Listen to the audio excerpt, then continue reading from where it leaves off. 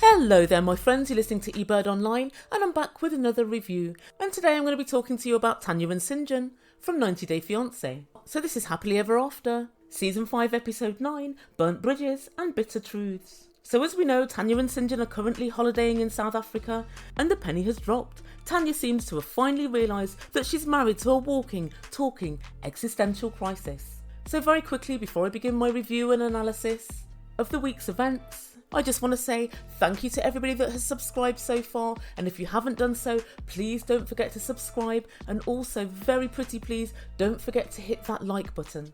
Also please subscribe to my new channel Ebird Unfiltered for my views on anything and everything, and I'll leave the link below for that. So we first catch up with this couple and they're with Syngin's family in a rented Airbnb, and Tania and Syngin are on the way out to go and see Syngin's brother. So he hasn't seen him for nearly 2 years and he's super excited. So they go outside to their car and it's parked on kind of a hill, and when Syngin goes to put the car into gear, he obviously doesn't have his handbrake on and the car shoots forward, not more than a metre I'd say. And Tania's obviously in the passenger seat and she went and gave a really sharp intake of breath, not unlike the one that the Ebird took when she was on the beach with a rented red, but I digress. And then she put her head down and started fake crying. Syngin went, "Oh God," and laughed for a second. And then he started driving the car. Tania started fake crying, and yes guys, I do say fake crying because I really don't think it was real.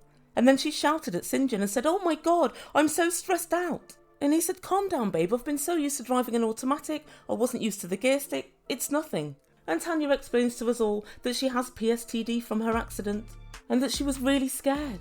And from my point of view, this is just more histrionics from Tania. And something else she can kind of use to make Syngin feel bad. She was like, "Syngin, you laughed at me." He didn't laugh at her. He laughed kind of semi out of embarrassment, the kind of way that men usually do. If they either stall the car or they have a little mishap in the car, they try and laugh it off, because as we know, being able to drive a car really well is all wrapped up in their masculinity, for whatever reason.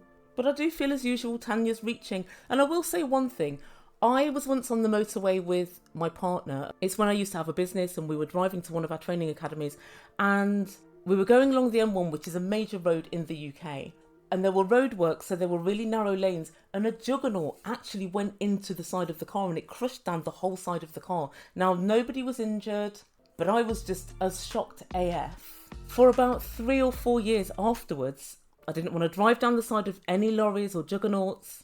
I'd either want to speed up past them or hang behind them. And so you definitely can have PSTD from an accident. So I know you're all thinking, what leads you to believe that Tania's putting it all on? Just look at this guys, look at the face on this. This is straight from the Amber Heard School of Acting.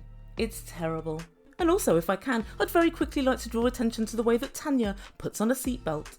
Yep, with her arm over the actual belt. And if she were ever in another crash, it would crush her internal organs. But I suppose it's just possible that given there's a gap where her heart is, there's plenty of room for all the organs to move around freely. Maybe that's the case. So they arrive at Syngin's brother's, and he's laying on the sofa, and he looks really ill, and he's got an actual broken leg. Tania and Syngin sit down, and Tania lets him know just how painful and inflexible her one broken metatarsal is. She really is something else. Most people would have walked in and said, "Well, never mind about this. What about you? How are you?" "Oh no, not Tania. Oh, it's so painful. It's so terrible. I don't know how I cope." And then Syngin's brother went over what happened with his accident and with his blood clot, and Syngin fights the urge to tell him what's happening with his blood clot, otherwise known as Tania.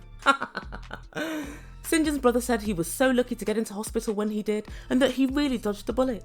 Syngin wishes he could say the same about Tania. And then Syngin's brother tells producers he's really missed Syngin, and something tells me he's going to form a posse to try and run Tania out of town. And then the two brothers have a hug and a cry, and it's a very beautiful and touching moment. And Syngin said he cries now, and that he never thought he'd be a crier. Oh Syngin, people tend to be when in close proximity to Tania. And his brother asks him, how's life in the US? And Syngin says it's fine, but it's not all sunshine and roses. And he further tells him that he has no friends, no job, and is slightly lonely. And guys, the whole time he's saying this, Tania looks 1, slightly shocked, and 2, slightly resigned to the fact that she knows Syngin's not happy. And this is probably one of the first times that he's really saying out loudly that he's not that happy in America, and he doesn't feel it's all that it's cracked up to be. But unfortunately, the look on Tania's face isn't one of worry or concern for Syngin. It seems to be of worry and concern for herself that she might be losing her brand new husband. And so next time we meet up with this couple, Tania tells us that Syngin's going out with a few of his friends, and she starts moaning, and she says that she doesn't want him to get drunk. And she actually said,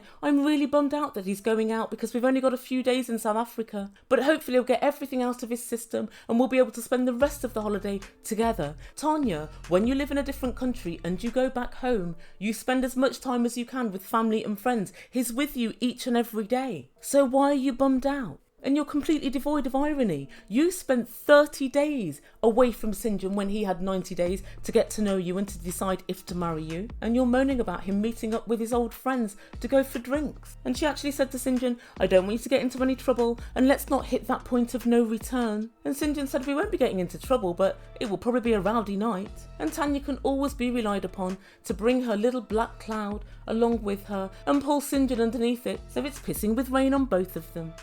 So while Syngin's out having a rare moment of fun, Tania goes shopping with Syngin's mum and his sister.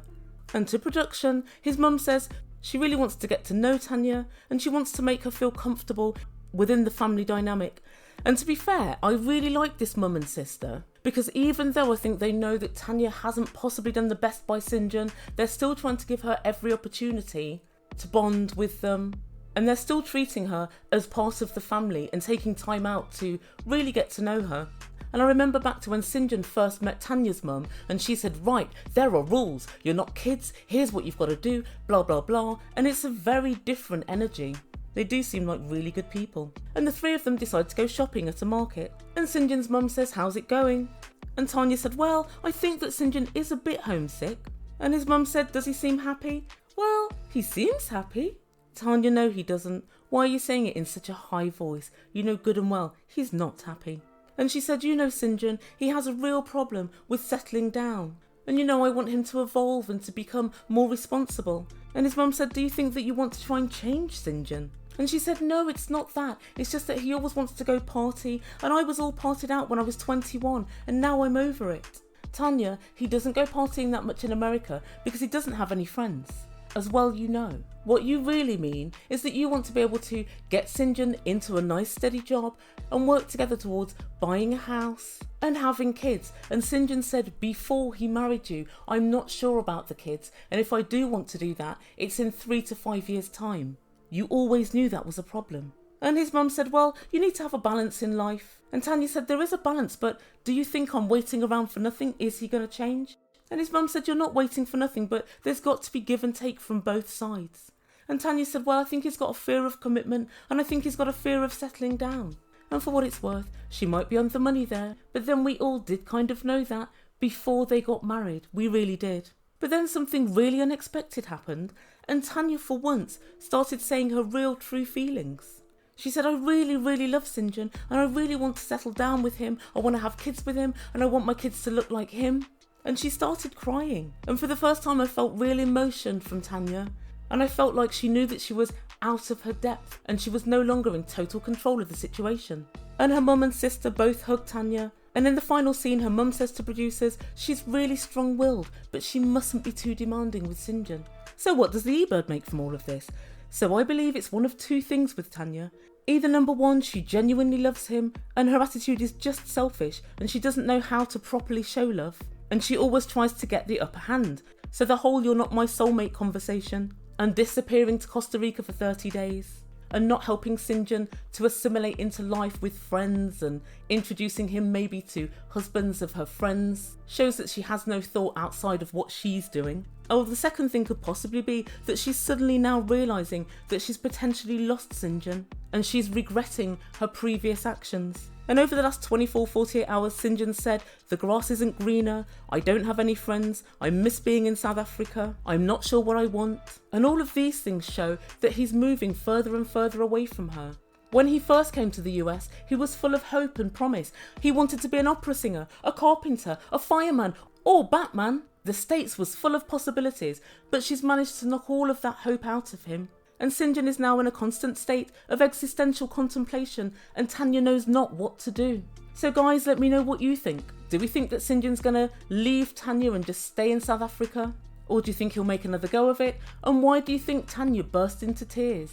And is her love for Syngin genuine, or does she just want somebody there? She doesn't mind who it is. So let me know in comments down below, and I'll be back soon with another video. Thank you guys so much for listening. Please don't forget to subscribe, and also don't forget to smash that like button. You've been listening to Ebird Online. Ciao for now.